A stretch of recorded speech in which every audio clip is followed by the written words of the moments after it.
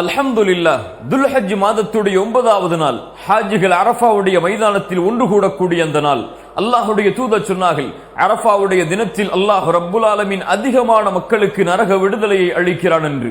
மேலும் அல்லாஹுடைய தூதர் சொன்னார்கள், அரஃபாவுடைய மைதானத்தில் ஒன்று கூடி இருக்கக்கூடிய எல்லா முஸ்லிம்கள் முஃமின்களுடைய பாவங்களையும் அல்லாஹ் அன்றைய தினம் மன்னிக்கிறான் என்று. சுப்ஹானல்லாஹ்.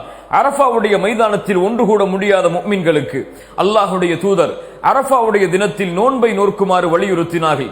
அல்லாஹுடைய தூதர் சொன்னார்கள், யார் அரஃபாவுடைய தினத்தில் நோன்பை நோற்பாரோ அது அவருடைய முன் வருடத்துடைய பாவத்திற்கும் பின்னால் வரக்கூடிய வருடத்துடைய பாவத்திற்கும் பரிகாரமாக அமையும் என்று. நோன்புடைய கூலியை நாம் பொதுவாக அறிவோம்.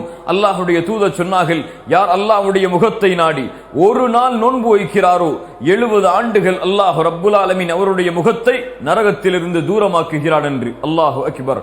அரஃபாவுடைய நோன்பை நோற்போம், அல்லாஹ்விடத்திலே பாவ மன்னிப்பை பெறுவோம்.